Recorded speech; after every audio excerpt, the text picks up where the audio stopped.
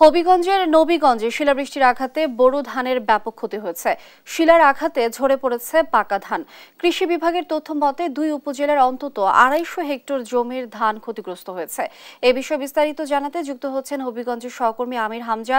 আমির হামজা, এ বিষয়ে বিস্তারিত জানাবেন। আচ্ছা লিনিয়া, আসলে গত রোববার বিকেল ৫টার দিকে যে আসলে নবীগঞ্জ উপজেলা এবং বানিয়াচং উপজেলার কিছু অংশের যে শিলাবৃষ্টি এবং কালবৈশাখী ঝড় হয়, সেই ঝড়ে কিন্তু আসলে ২ উপজেলার প্রায় ২৫০ হেক্টর জমির ধান আসলে একেবারে অর্ধেকের বেশি ঝরে যায়। কৃষি বিভাগ যে বিষয়টি বলছে যে ২৫০ হেক্টর জমির যে আসলে ১৫% ধান ইতিমধ্যে কিন্তু আসলে ক্ষতি হয়েছে। তবে কৃষকরা যে বিষয়টি বলছেন, এই সময়টাতে এসে আসলে তারা এখন শুধুমাত্র ফসল ঘরে তোলার সময়, এই সময় এসে যে আসলে ফসলের ক্ষতি হয়েছে সেটা কিন্তু আসলে যে ক্ষতি পুষিয়ে নেওয়ার মতো না। কারণ হচ্ছে আর ২-৩ দিনের ভেতরে হয়তো তারা এই ফসলগুলো ঘরে তুলে নিতেন।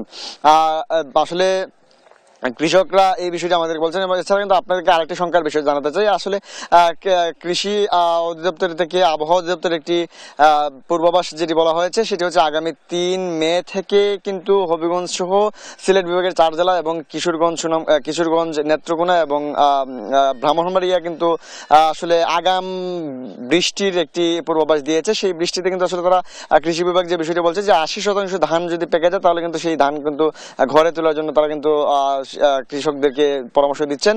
তারা বলছেন যে আসলে ৮০% হলে ৮০% ধান পেকে গেলে তারা ঘরে তুলতেন।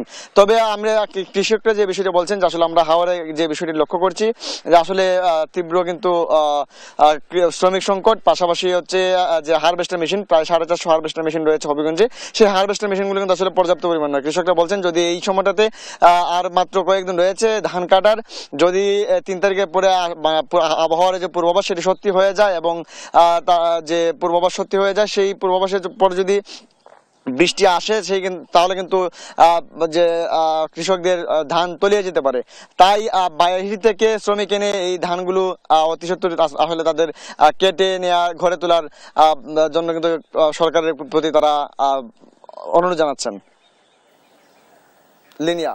হামজা, অসংখ্য ধন্যবাদ আপনাকে। দর্শক, শিলার বৃষ্টির আঘাতে ঝরে পড়েছে পাকা ধান, এ বিষয়ে বিস্তারিত জানাচ্ছিলেন সহকর্মী হামজা।